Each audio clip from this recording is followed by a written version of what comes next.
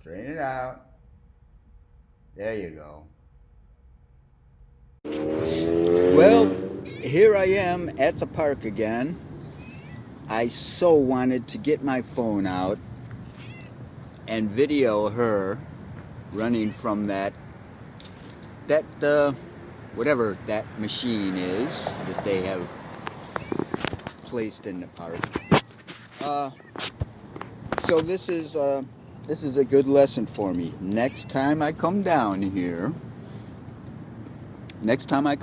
before I even get out of the van, although sometimes she comes running up before I even get out.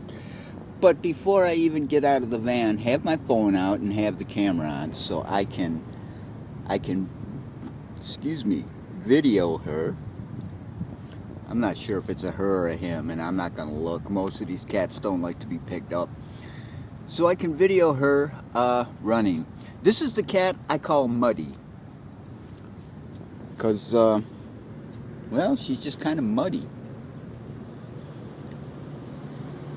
But here I am, back down in the park. It's getting on about 10:30. I did my morning routine mostly. Um, the manager came into the shop with a buddy or an employee. They're welding a motorcycle gas tank in the bay there.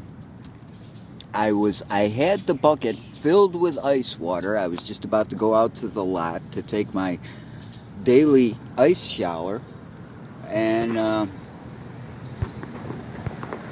looks like the battery's almost dying here. I'm gonna have to finish this later. But anyways, since he was there, I shifted gears and decided to come out here. So here I am in the park. I don't know how many of these cats I'm gonna get to video. I'm gonna cut out here, see how much time. I just got a warning on the phone, so I don't know how much time, how much battery juice I have left. But here I am. Here I am with at least one of the cats. This is the cat that stays on the west end of the park. The park ends right down there. All the rest of the cats are way down at the other end. I'm going to go visit them. All right, talk to you later. Good afternoon. Yesterday I did the cat video and I wanted to complete that video and get that up yesterday. I did, in fact, manage to do a video on the shelves that I had made. They are right outside here, but I just wanted to go over some of the things I have done in the last couple of days. I got out to the park yesterday. I didn't get out much today. I am in the process. It is a process of growth. It is self-development, and there are a few different features involved. Some I do almost daily. Um,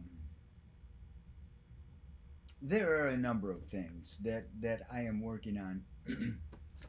And let me just quickly go over what brought me to this point.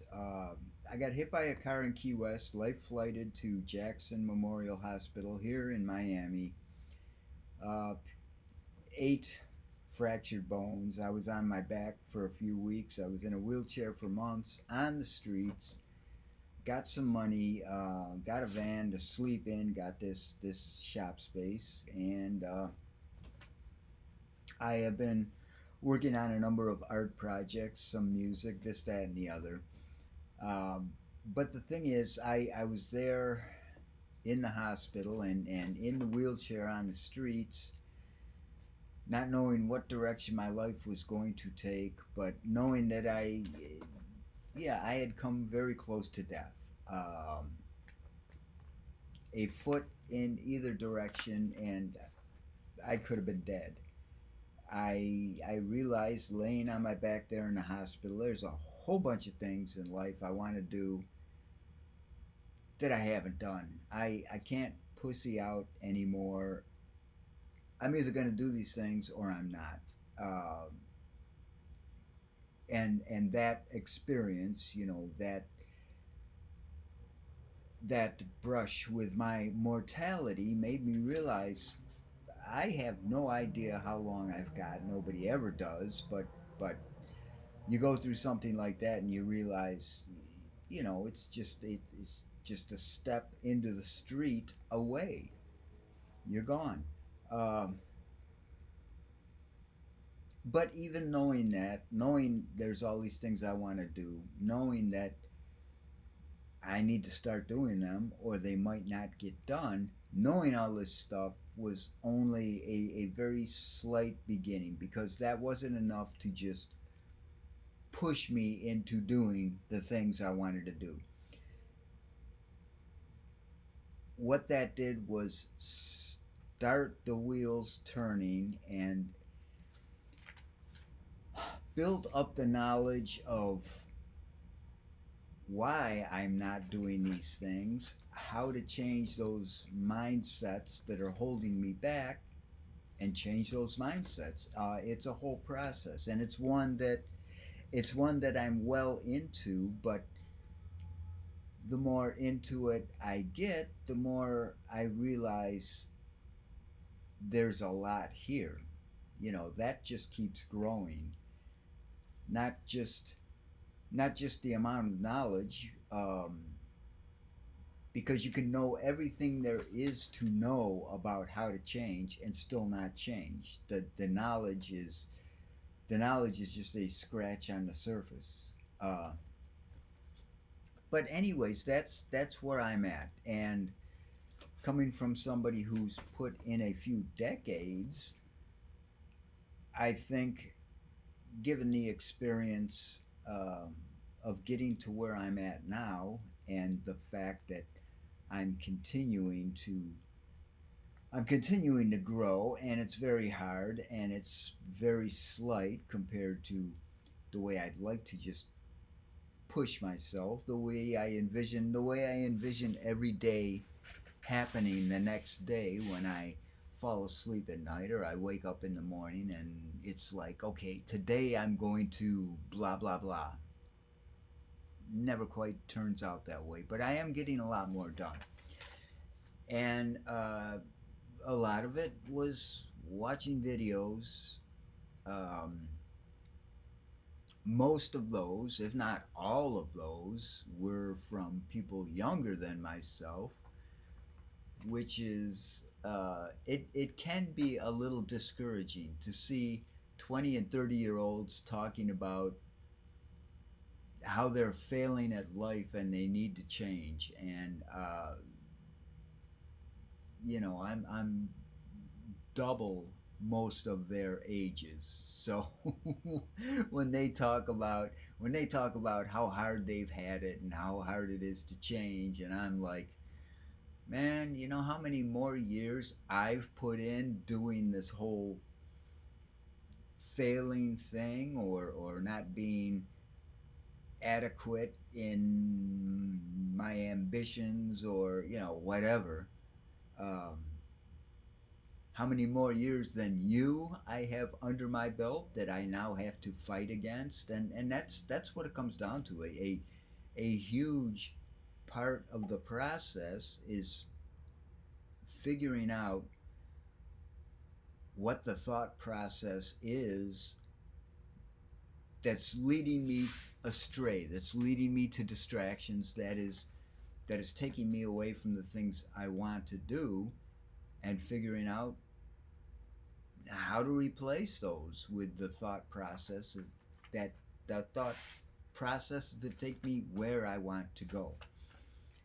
So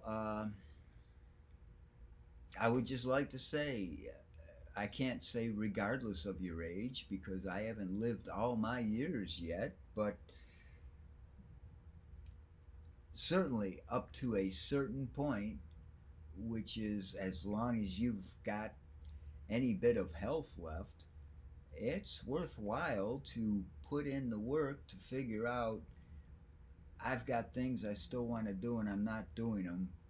Why not? What can I do to change? Uh, or, you know, sit around and accept that I've got things that I want to do. I'm just never going to do them. It's too hard. Either or. But once you make the decision, okay, I want to do these things. I'm not doing these things. What do I have to do to change? Then you got to put in the hard work, and that's where I'm at. And I'm just learning how to get it out of my comfort zone, how to do hard things.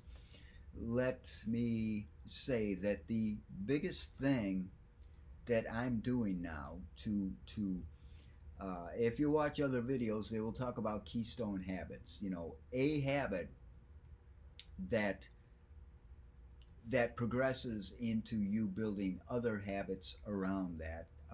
A lot of times they use just getting good sleep. If you're not sleeping 6, 7, 8 hours a night, um, I sleep 7 hours a night. I hear all the time 8 hours. I can't sleep 8 hours. I just don't. So I'm not going to quantify it, but you need to get in enough sleep. They'll talk about getting in enough sleep or starting to exercise or meditation. Those are all big ones. I'm getting plenty of sleep. I'm meditating every day. I'm exercising every day. The meditation's going well. I need to up the exercise, but I think the one thing that I started doing that I've discovered is like the biggest catalyst to changing how I do other things is taking an ice shower, and I call it an ice shower as opposed to a cold shower because how I'm doing it is I lost the shower at the gym because of the pandemic we're suffering through. Um, so the only way I could do that was to get a bucket, fill it full of ice in the little compact refrigerator I have right here, fill it full of water, and go out to the parking lot and just douse myself with ice water. So that's what I'm doing. That's how I'm doing it. And there's a few different things involved here. First off, I'm doing something that is very hard. Um, I'm doing something that is very hard, but I actually look forward to doing it every morning because I've just gotten in the habit. I really want to do this thing. I've started to do it. I just and it wakes you up. It just you're up.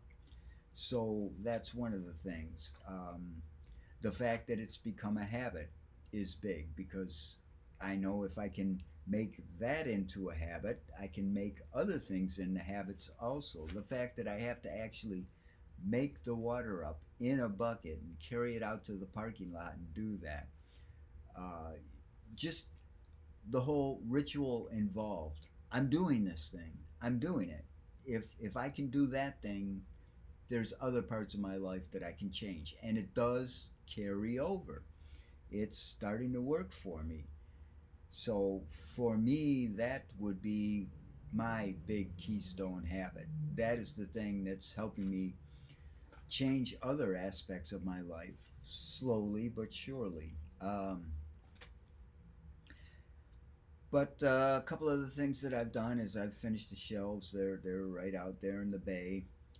Um, I've got a morning routine. The ice is part of it. It's visualization, meditation, the ice bucket thing, uh, a quick exercise thing, just to get active, not to even exercise. I do that in the afternoon. The Wim Hof method, breathing, I do that as soon as I wake up, just so I don't have to wake up and get right out of bed. You know, I don't have to force myself to do that, but I don't wake up and hit the snooze and go back to sleep. I wake up, okay, I start the breathing, just laying right there in bed. I start the breathing. So I'm starting my morning as soon as I wake up, even before my feet hit the floor. So I'm doing that. I started cutting wood for a toolbox I'm going to make that's going to fit right in one of the slots in those shelves that I have. Um, Also, one thing that I did yesterday, I after they discharged me from the hospital, they put me in a nursing home slash rehab facility, which is just down the street from the shop here.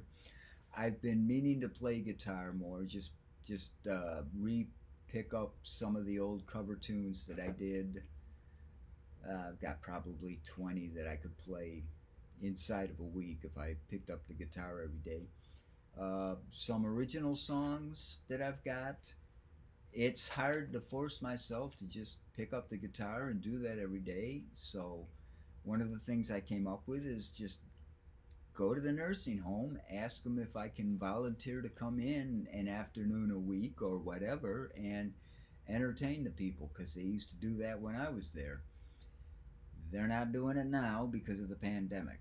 So I got rejected from that yesterday. But when I came back to the shop, one of the other tenants here in the building, she asked me to cut a 4x4 for her. She's making something, and she's got a womanized 4x4. Uh, she wanted it just cut in half. She knows I've got a table saw, and that was kind of a good thing because I got rejected with the one thing, but I came back to the shop and somebody asked me to do something for them. So it was like I was able to fulfill in another way the thing that I wanted to do, which was just be of service to somebody somewhere. So I cut that today. Um, that's pretty much all I've got right now. I'm going to take my phone and go out to the bay and just edit on that video onto this. I just wanted to get something out there today. I want to make a video I want to make a video a day. I want to get in the habit of making a video a day no matter how poorly edited, even if it's not edited at all, whatever I come up with for that day. I want to just get in the habit of making a video a day. It's already 9:21 now, so it's the end of the day. I just managed to squeak this one in. But that's where I'm at. It's just one more thing. Oh, something else I started today. I am going to write 1 page a day, whatever. I've got ideas for a couple different books. I've just got a whole bunch of ideas, and if nothing else, just write a page of journaling. There's no end to the things that I could be writing if I was writing every day, and in order to get me into the habit of writing every day is just 1 page a day every day. So that in effect is how I am starting pretty much everything I am doing to build up. I'm trying to get into the habit of just being active more or less all day long, and I'm not even coming close, but I'm getting a little closer all the time. So that means less distractions, more of the things that I actually want to do, like the shelves, like volunteering, like writing every day, like making this toolbox. Like it's just going to grow, and you will see in the videos, and that's part of making the videos. If I'm making daily videos, I certainly don't have enough of a repertoire, so to speak, of self-development for me to share in a daily video. I'm just not at that point yet where I can comfortably say to myself, yeah, every day I'm going to make a self-development video and share that with the world. I just don't have that much going on yet where I can say and do that. So these videos are going to be just whatever comes up. And this is the one for today. So I've got a really good idea for one tomorrow. But there we go. This is it. Thank you for watching. And if you didn't watch, well, What's wrong with you, man? All right. Talk to you soon. Well, I said that I would video this and tack it on the end. So these are the shelves I made. They're on wheels. And you can see I've already filled the shelves up. But this is a bunch of stuff that was just cluttering up the shop. And you can see I put a bar across the back so I can just hang all my clamps on there. But all this stuff was there in the shop, and now it's up off of the floor, and it's all on shelves that are on wheels. So just so you know, this right here is where the toolbox is going to go when I finish it, and I'll show you that. But this is all made with pallets except for the fiberboard and particle board that I used to make the shelves. I had to buy that, but I'm just gonna start taking scrap wood and making stuff. This is and well, the shelves were easy. I mean, that was a no-brainer. But this is just an idea I saw somebody else do.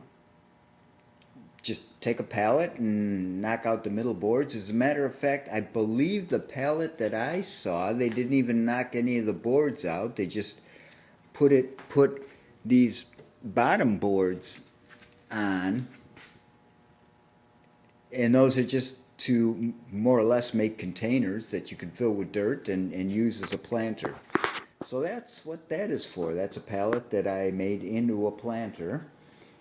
And here, these are the ends of the toolbox that I'm making right now. So I'm working on this. These are the sides. Just more scrap pallet wood. The plywood down there is going to be the bottom because it's the bottom. You're not going to see it. But I always liked the kind of rustic look when it comes to things. For me, the big thing about anything, at least in terms of what I make, unless it's purely for aesthetics, like a painting or an abstract sculpture, whatever. When I make something, the biggest thing straight off is it's got to be utilitarian. I care a lot less about what it looks like than how practical is it. And given that that's kind of my philosophy in life, or at least stuff that I make, I always go for the rustic look. So that's why my stuff ends up looking like this. I mean, I had this piece of wood. I really didn't want to use that with the bark end there, but this is really good, thick, hard wood for pallet wood. You never know what you're going to get. And you can see the table that I'm using. I made that. This is actually a 4x4 that I cut down. And you can see it's a little bit rotted there at the bottom. There you go. Now you can see it's a little bit rotted there at the bottom. And I just said I like utilitarian stuff over aesthetically pleasing stuff. That is not a real sturdy table. But I actually designed that table to fit over the end of this saw. When you fold the saw up, these handles are, let me put it this way. This is the end that goes on the ground. These handles are on top.